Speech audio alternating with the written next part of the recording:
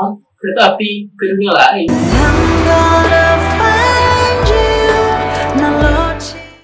Assalamualaikum teman-teman. Balik lagi ke channel Catatan Siki. Channel di mana kamu semua pecinta K-drama, K-variety, dan K-entertainment.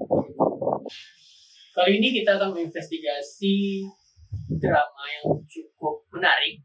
Sudah tamat 2 minggu yang lalu, berjudul Train. Drama Korea berjudul Train, atau dalam tulisan Koreanya Train, pertama tayang di channel OCN dengan jumlah episode sebanyak 12 episode. Masing-masing episode memiliki durasi waktu 60 menit. Channel OCN sebenarnya terkenal dengan drama-drama yang bergenre misteri, thriller, lalu ada sci-fi, dan juga drama-drama yang berbau seperti kriminal-kriminal. Drama ini diproduksi oleh Studio Dragon atau Dragon Studio yang sebelumnya pernah menangani Arthur Chronicle, lalu ada Crash Landing on You, kemudian ada Abyss, dan juga ada drama-drama terkenal lainnya. Drama Train mulai penayangan pada tanggal 11 Juli hingga 16 Agustus 2020, tepatnya setiap hari Sabtu dan Minggu jam 22.50 waktu Korea Selatan. Pemeran dari drama ini antaranya ada Yoon Seo sebagai pemeran utama, lalu Kyung Soo Jin sebagai pemeran utama wanita, dan ada Lee Hang Na dan banyak karakter-karakter lainnya. Di mana karakter-karakter utama ini pernah sebelumnya membintangi beberapa drama-drama terkenal. Seperti Yoon Seo yang belum lama ini memerankan drama Psychopath Diary dan juga berbagai drama macam lainnya. Lalu sebelumnya, Yoon Seo juga dikenal membintangi variety show seperti To The Sonic yang sudah season 3, yang kini sudah mulai season 4, di mana season 3 tersebut dia berpartisipasi dalam cast tetap dari To The Sonic. Drama ini bergenre misteri, thriller, dan sci-fi atau science fiction. Drama ini memiliki rating yang cukup tinggi, tetapi di kalangan luar Korea atau kalangan masyarakat internasional kurang terkenal karena saingan di drama ini dengan slot hari Sabtu Minggu itu sangat banyak. Cerita dari drama ini bermula pada tahun 2008, tepatnya pada tanggal 8 April 2008 di kota Mukyeong, Korea Selatan. Terdapat 2 orang remaja bernama Han Sok Kyung dan juga So Do Won, yang nanti akan diperankan oleh Yoon Seon sebagai So Do Won. Han Sok Kyung diperankan oleh Kyung Soo Jin. Kedua remaja ini tidak pernah saling bertemu sebelumnya, tapi suatu malam mengubah nasib mereka berdua. Ketika mereka pulang dari aktivitas bimbel, mereka menemukan ayah mereka tewas di masing-masing tempat yang berbeda. So Do Won menemukan ayahnya tewas dalam keadaan tabrak lari di depan jalanan depan gang rumah. Sedangkan Han So Kyung menemukan ayah yang tewas dikarenakan adanya pembunuhan. Ini dibuktikan dengan adanya darah di TKP yang jatuh dari bagian kepala bagian belakang, yaitu disebabkan oleh hantaman benda keras. Dan juga ditemukan adanya sayatan pada leher yang disebabkan oleh cekikan dari kalung. Di TKP juga ditemukan bahwasanya Han So Kyung itu memiliki kotak perhiasan, di mana kotak perhiasan itu telah terbuka dan perhiasan itu hilang semua. Selebihnya itu tidak temukan barang-barang TKP lainnya seperti sidik jari atau seperti helai rambut atau jejak kaki dari para pelaku. Dari kejadian ini, ofisir yang bertugas dan bertanggung jawab terhadap kasus yang sama ini yaitu adalah ofisir Oh Mi-suk, diperankan oleh Lee Hang Na. Ofisir ini bertanggung jawab terhadap kasus yang terjadi hampir bersamaan ini antara ayah So Do Won dan ayah Han So Kyung. Mereka dipertemukan oleh ofisir ini ketika kedua ayah mereka ini dibawa ke dalam rumah sakit. Dari situlah Oh Mi-suk menjadi wali dari mereka berdua, dikarenakan mereka tidak memiliki keluarga lain selain ayah mereka sendiri. Oh Mi-suk membesarkan mereka berdua seperti anak sendiri, dikarenakan Oh Mi-suk tidak memiliki anak juga. Dia dibesarkan dalam satu gedung yang sama, di mana lantai paling atas itu tuh berisi kamar dari So Do Won, dan Han So Kyung pada lantai bawahnya, dan Oh Mi-suk sebagai wali. 12 tahun kemudian, tepatnya pada tahun 2020, So Do Won dewasa telah mendedikasikan dirinya menjadi kesatuan kepolisian, tepatnya pada bagian unit detektif. Dia berperan sebagai kepala detektif. Sedangkan Han So Kyung tidak berbeda jauh dari So Do Won, tetapi dia lebih ke jaksa. Mereka masing-masing bertugas di kota Mukyong. Pada suatu hari, Sodowon melakukan investigasi terhadap suatu tindak kejahatan, yaitu pemerkosaan, yang dilakukan oleh salah satu anak dari pejabat-pejabat tinggi daerah kota Mukyong. Korban tersebut dapat berhasil kabur dan dikejar oleh Sodowon beserta timnya hingga berakhir pengejaran pada stasiun kereta api. Dalam proses penangkapan ini, Sodowon menemukan hal-hal aneh di areal tempat terjadi penangkapan, itu di stasiun kereta api yang sudah tidak digunakan lagi. Tepatnya terakhir kali digunakan 4 tahun yang lalu atau 2015. Dalam proses penangkapan ini, secara tidak sengaja Sodowon menemukan adanya kerangka-kerangka dari mayat yang tergeletak di sepanjang rel kereta api, yaitu stasiun kereta api Mukyong yang sudah disebutkan tadi. Kondisi-kondisi dari mayat ini sudah dalam keadaan busuk, atau artinya dagingnya sudah tidak ada lagi, tinggal hanya tengkorak dan pecahan-pecahan tengkorak lainnya. Dengan bukti bahwasanya ini merupakan satu kasus pembunuhan berantai tepatnya, karena ditemukan 4 korban dengan kondisi kepala bagian belakang mereka sudah keadaan pecah, atau dalam arti kata lain sudah hancur bagian belakang kepala mereka. Itu diakibatkan karena ada hantaman benda tumpul tadi. Dari TKP ditemukan selain tengkorak tadi, terdapat juga koper yang berisi beberapa pakaian, dan juga ada perhiasan, ada seperti kalung mutiara, lalu ada cincin dan juga ada gelang. Tapi keadaan dari perhiasan ini utuh, dengan arti kata lain tidak ada kerusakan, tidak ada kelesetan, dan masih ada di bagian dari kerangka-kerangka korban. Setelah beberapa waktu dari proses investigasi yang dilakukan polisian, di esok harinya setelah menemukan kerangka tersebut, Han Sok-kyung mendengar adanya kasus ini dari beberapa teman-teman staf kepolisian dan melakukan penyelidikan terhadap kasus ini. Dia masih ingin mencari siapakah pembunuh dari ayahnya 12 tahun lalu. Dan kasus yang terjadi ini, yang baru terjadi ini, hampir sama kejadiannya dengan 12 tahun lalu. Tapi itu tidak cukup bukti untuk menentukan apakah pelaku ini sama dengan 12 tahun lalu. Dia hanya menerka karena rasa ingin tahunya untuk menemukan pelaku dari siapa pembunuh ayahnya. Hingga proses investigasi ini dilanjutkan, kepolisian melakukan investigasi mendalam, menelusuri areal stasiun Mukyong tadi, dan melakukan data-data riset siapakah korban-korban ini, karena korban-korban ini secara harfiah sudah tidak bisa dikenali lagi karena hanya tinggal kerangka. Hingga pada suatu malam kasus baru muncul, yaitu korban kelima dari kasus berderet tadi, di mana hal serupa terjadi. Tetapi kasus ini lebih mudah dipecahkan karena kondisi mayat atau kondisi korban dalam keadaan masih utuh, dengan arti kata lain masih dalam bentuk manusia, tidak dalam bentuk kerangka. Dia ditemukan di areal stasiun Mukyong, tepatnya di bagian gudang stasiun Mukyong, di dalam suatu drum, dan di dalam drum tersebut ada koper, dan di dalam koper tersebut ditemukanlah mayat kelima yang bernama Lee Ji-yong. Lee Ji-yong ditemukan dalam kondisi yang masih utuh dan masih bagus untuk diselidiki, karena berdasarkan hasil forensik polisian, umur mayat Lee Ji-yong ini 10 hari sejak penemuan mayat ini, artinya dia itu meninggal 10 hari yang lalu. Dari TKP ditemukan bahwasanya Lee Ji-yong mengalami hal serupa dengan korban-korban sebelumnya, yaitu adanya pecahan pada tengkorak bagian belakang, artinya ada tumpukan benda tumpul tadi. Ditambah satu barang bukti baru, yaitu adanya cekikan dari leher korban ini yang disebabkan oleh ikatan atau cekikan dari kalung. Hal ini membuat Han Sok-kyung menjadi lebih ingin tahu apa sih sebenarnya terjadi. Dia menjadi lebih yakin bahwasanya pelaku ini sama dengan pelaku 12 tahun lalu ketika ayahnya meninggal.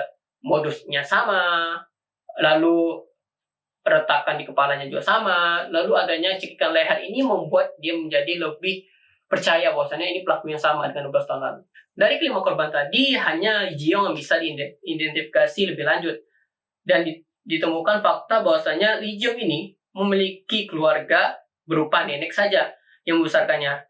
Polisi melakukan investigasi, polisi melakukan penyelidikan terhadap keluarga-keluarga Lee Ji-yong, menemukan siapa sih pelaku penyebab kematian Lee Ji-yong ini. Hingga polisi menemukan neneknya dalam rumah sakit, di mana nenek ini ditemani oleh bibi pengasuh Yang mengatakan bahwasanya Lee Ji-yong tidak pernah bertemu dengan neneknya lagi, sudah beberapa bulan lalu. Dan ini menyebabkan spekulasi dari Polri tadi sedikit mendapatkan hasil bahwasanya Lee Ji-yong ini sudah mati 10 hari yang lalu. Tetapi hal aneh mulai terjadi ketika bibi pengasuh ini mengatakan bahwasanya Lee Ji-yong mengirimkan sejumlah uang kepada neneknya melalui transfer ATM atau bank dengan nama Lee Ji-yong. Lee Ji-yong mengirimkan transfer uang ini kepada neneknya 2 hari yang lalu. Sedangkan korban kematian Lee Ji-yong ini adalah 10 hari yang lalu. Siapakah sih yang mengirimkan uang atas nama Lee Ji-yong atau menggunakan ATM Lee Ji-yong untuk kepada neneknya? Hal ini memberikan kecurigaan kepada polisi. Siapakah sebenarnya Lee Ji-yong ini? Soalnya 10 hari yang lalu dia sudah meninggal, tapi 2 hari yang lalu dia masih muncul dan memberikan uang kepada neneknya dan juga masih ada di Toserba. Dan ini juga dilihat oleh saksi mata itu Toserba tadi, pelayan Toserba mengatakan bahwasanya mereka melihat Lee Ji-yong ini sedang berbelanja 2 hari yang lalu. Dalam proses investigasi ini, Sodo-won dibingungkan dengan hal-hal mengejutkan seperti ini.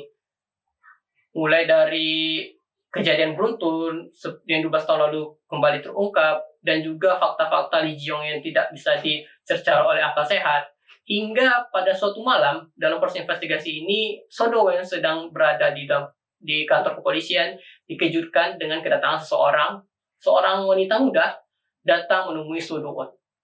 Wanita muda ini terlihat rapi dengan berpakaian casual seperti anak remaja umumnya, mungkin diperkirakan usia 20 tahunan atau masih kuliah atau baru tamat SMA lah itu.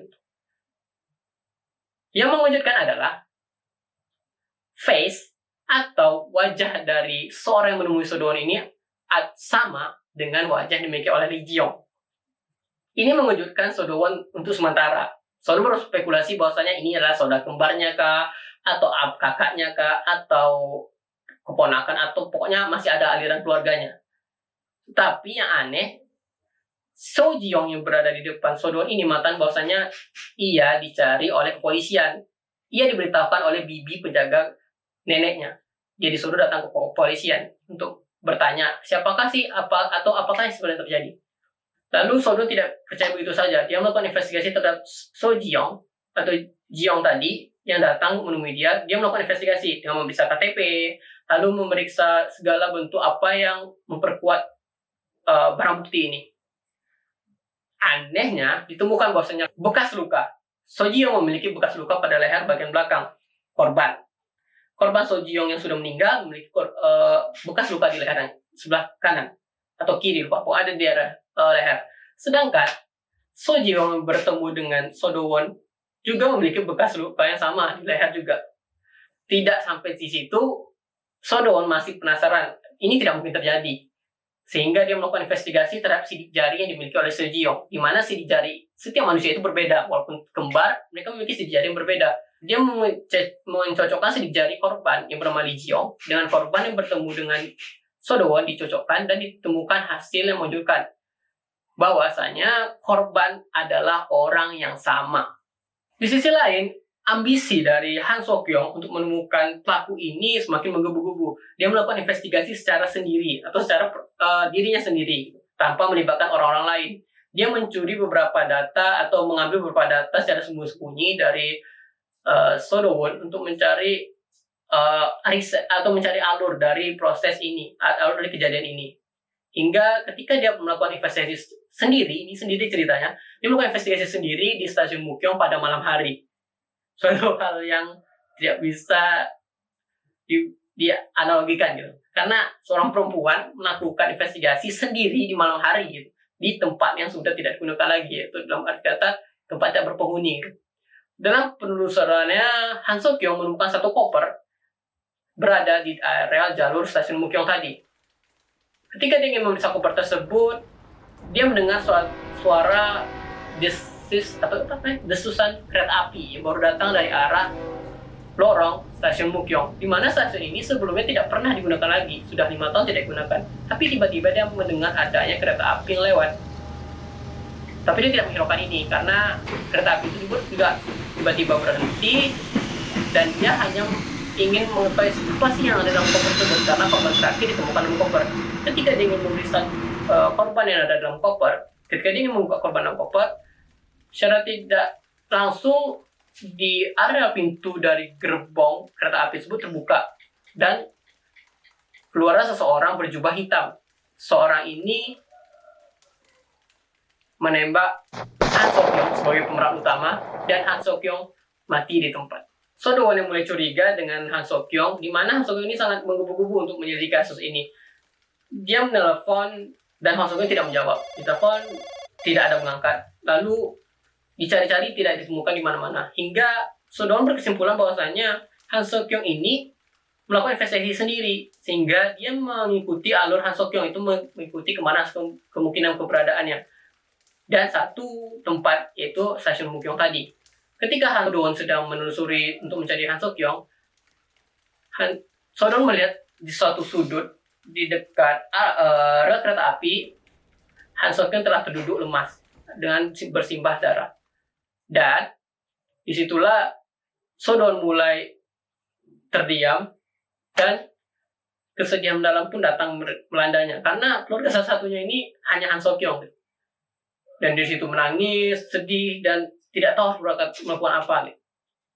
Dan dia segera melakukan pemanggilan kepada staf kepolisian. Dan ditemukan bahwasanya memang benar Han So-kyung ditembak oleh seseorang dari atas tepatnya. Jadi Han So-kyung itu di bawah, seseorang itu dari atas menembak. Ditemukan adanya luka di bagian dada kalau tidak salah dari Han So-kyung. Dan ini tidak bisa diselamatkan. Dalam kesedihan mendalam, So Do Won tidak bisa menerima kenyataan bahwasanya Han So-kyung meninggal. Kesedihan mendalam karena hanya satu keluarga yang dimiliki, cuma satu-satunya, dan juga dia tidak bisa bertanggung jawab atau tidak bisa melindungi Han So-kyung sebagai saudaranya sendiri yang dianggap sebagai saudaranya ataupun bisa dianggap lebih. Tapi dia merasa sedih dan itu membuat frustasi dirinya sendiri. Sehingga pada suatu malam dia kembali ke stasiun Mukyong tadi, di mana-mana stasiun Mukyong. Pergi stasiun Mukyong tadi untuk melihat atau merefleksikan bagaimana sih Han So-kyung ini bisa meninggal tuh. Seperti dia terbayang-bayang apa yang terjadi Han So-kyung berdasarkan data-data yang ditemukan oleh polisi tadi, yaitu berupa tembakan. Ketika dia sedang frustasi, dia ingin mengakhiri hidupnya, dia tidak punya apapun lagi selain dirinya sendiri yang diperjuangkannya. Ketika itu juga terdengar suara kereta api melaju dari lorong stasiun Mukyong. Kereta api yang aturannya tidak bisa dioperasikan lagi atau stasiun tidak dioperasikan lagi, aturannya tidak ada gerbong di sana. Tapi di pada malam itu hal aneh ini muncul kembali, sama seperti ketika Han So-kyung tewas kena tembak. Kereta api masuk dan hampir menabrak dari So Do Won. Dia secara ragu apakah ini kereta api sungguhan atau tidak, sehingga dia hanya terkapar melihat kereta api ini lewat karena rasa frustasi tadi sudah lewat batas, sehingga dia tidak bisa menerima kenyataan apapun lagi. Ketika dia sedang melihat kereta api tersebut lewat, di dalam salah satu kaca kereta api tersebut ada kaca, dia melihat Han So-kyung sedang duduk di sana. Rasa frustasi menggebu-gebu tadi ditambah dengan dia melihat Han So-kyung masih hidup, itu menyebabkan So Do Won mengejar kereta api tersebut. Dia mengejar, akhirnya dapat tang gerbong, ya, daerah gerbong, pegangan gerbong itu dia dapat, dan akhirnya dia naik ke dalam kereta api tersebut. Ketika dia masuk dalam kereta api tersebut, dia kemudian mencari-cari di manakah Han So-kyung berada. Dia mulai bertanya, dia mulai panik-panik mencari, ini apakah ini Han So-kyung, apakah ini Han So-kyung, apakah ini Han So-kyung. Hingga suatu ketika terdapat suara dari kepolisian, dari beberapa orang polisi yang juga berada dalam kereta api tersebut. Dia mau memanggil nama So Do Won. Mereka seperti ingin menangkap So Do Won, tapi So Do Won tidak tahu apa-apa. Dia bertanya, apa yang kalian lakukan? Karena dari kepolisian mana? Akhirnya So Do Won tidak tahu apa-apa ini, daripada dia terkena masalah dengan polisi yang dia tidak pernah kenal dan dia tidak pernah tahu, padahal dia juga polisi dan juga di kepala satuan detektif di kota Mukyong. Lalu dia lari hingga kereta api tersebut berhenti di stasiun selanjutnya. Ketika kereta api itu telah berhenti di stasiun selanjutnya, dia pun turun dari kereta api tersebut. Dan alangkah anehnya ketika itu dia melihat nama stasiun tempat pemberhentian kereta api itu adalah stasiun Mukyong. Di mana sebelumnya dia naik dari stasiun Mukyong dan berhenti di stasiun Mukyong. Dan anehnya lagi, stasiun Mukyong yang tempat dia berhenti ini memiliki bentuk yang beda sekali dengan stasiun Mukyong yang diketahui sebelumnya. Stasiun kereta api ini masih berjalan lancar, atau masih dalam arti kata lain masih beroperasi, dan juga masih maju, dan masih banyak penumpang, dan masih dalam operasi yang normal. Sedangkan stasiun Mukyong yang diketahui sebelumnya sudah beroperasi sejak berhenti 2015. Sodowon yang mulai panik karena dikejar polisi yang dia tidak tahu siapa mereka, padahal dia termasuk dalam satu kapten atau ketua kepolisian di kota Mukyong yang sangat terkenal, tapi dia tidak tahu saat anggota kepolisian mengejar dia itu. Dia masih panik dan keluar dari kereta api, dan juga mengetahui bahwa stasiun Mukyong yang dia lihat seperti berbeda dari stasiun Mukyong sebelumnya. Akhirnya pun dia tidak menghiraukan ini semua, jadi dia tetap berlari. Dan ketika suatu saat dia melewati suatu gereja, di mana gereja ini, kalau di tempat dia sebelumnya, gereja Mukyong ini, atau kita sebut gereja Mukyong ini sudah tidak ada lagi, atau sudah tidak operasional lagi. Tapi ketika dia melihat gereja yang di depan mata dia ini dengan tempat yang sama, dengan lokasi yang sama, gereja ini masih beroperasi aktif dan masih ada banyak jemaat di dalamnya. Jadi hal-hal ini mulai terjadi seperti stasiun Mukyong yang berbeda, lalu ada gereja yang berbeda juga. Akhirnya ini membuat dirinya menjadi lebih bodo amat lah gitu. Yang penting dia kabur dari kejaran kepolisian ini, hingga dia berlari. Dia rasa sudah aman, tidak ada anggota kepolisian yang mengejar lagi. Pada suatu waktu ketika dia lari dan hampir menemukan persembunyian, dia dihadang oleh seorang polisi yang baru turun dari mobil. Ternyata ini juga masih ada polisi yang mengejar, tapi polisi yang berbeda dari polisi yang di dalam kereta api tadi. Polisi ini lalu menyuruh untuk Duwon atau Sodowon tadi berhenti dengan menembakkan pistol bagian atas, hingga Sodowon berhenti, tapi Sodowon juga memegang pistol karena dia juga anggota kepolisian untuk mengantisipasi. Ketika polisi ini mendekati Sodowon, ternyata polisi ini bukanlah polisi yang sama dengan polisi yang mengejar dia di kereta api, atau siluetnya. Dia baru masuk dalam bentuk siluet, masih terkait jauh gitu. Sehingga ketika polisi yang mendekat, alangkah terkejutnya Sodowon menemukan bahwasanya polisi yang mengejar Sodowon adalah Han So-kyung. Ya, polisi yang mengejar Sodowon adalah Han So-kyung. Ini membuat Sodowon menjadi lebih terkejut lagi dengan apa yang dia lihat. Hal-hal aneh mulai terjadi. Penasaran dengan kelanjutannya? Silakan teman-teman semua menonton drama Korea Train yang sudah tamat. Kalian bisa nonton di officialnya, atau bisa di streaming yang telah disediakan oleh platform digital. Drama ini bagus untuk mereka yang suka drama Korea analisis dan lebih suka berpikir, atau suka bergenre-genre mystery thriller. Ini cocok dramanya bagi mereka, kalian semua, karena nanti dari perjalanan drama ini kalian akan dibuat berpikir untuk menentukan siapakah sih pelakunya, siapakah sih dalang di balik ini semua. Karena dari drama ini kita akan dibawa untuk berasumsi, karena setiap episode, terutama di episode pertengahan, kita akan digiring opini untuk mengatakan bahwasanya tersangka utama itu ada A, lalu tersangka utama itu adalah B, tersangka utama itu adalah C, yang nanti akan mengerucut dari satu tersangka utama, dan nanti akan memberikan plot twist bagi kalian semua yang ingin menonton ini. Kalian akan terkejut ketika di 3 atau 2 episode terakhir, pelaku sebenarnya dari dalang kematian 12 tahun yang lalu itu sama dengan kematian kasus-kasus yang terjadi ini. Tapi silakan nonton untuk mengetahui siapa dalang pelaku ini. Dari penjelasan ini kita mengetahui bahwasanya Sodowon menaiki kereta api yang berasal dari stasiun Mukyong atau menuju stasiun Mukyong, di mana kereta api ini bukan kereta api biasa, atau disebut juga dengan kereta api dunia paralel atau dunia multiverse, di mana kereta api ini membawa siapa saja yang menaikinya pergi ke dunia paralel, atau dunia di mana dunia lain yang sama dengan dunia ini, seperti dunia A. Ketika naik ke stasiun kereta api stasiun Mukyong, dia akan pergi ke dunia B, di mana dunia B ini sama dengan dunia A, tapi memiliki perbedaan-perbedaan tersendiri. Seperti nanti kita akan menemukan di dalam cerita ini bahwasanya orang yang mati di dunia A bisa hidup di dunia B, atau orang yang mati di dunia B masih hidup di dunia A, atau seseorang yang baik di dunia A belum tentu baik di dunia B, tapi mereka orang yang sama, hanya saja posisi, sifat, dan keadaan mereka yang berbeda. Di sini Sudowon akan menemukan berbagai macam kejutan dan juga berbagai macam konflik di dunia B karena tersesat di dunia B. Apakah dia juga bertemu dengan jadinya juga di dunia B? Seperti dia menemukan Han Sokyo. Jika kalian penasaran, silahkan nonton drama ini. Jika kalian suka dengan konten ini, silahkan klik like, comment, dan subscribe, serta share ke teman-teman kalian semua yang membutuhkan konten-konten seperti ini. Mari kita tutup investigasi Bang J dan nantikan di konten-konten kita selanjutnya. Assalamualaikum warahmatullahi wabarakatuh. Bye.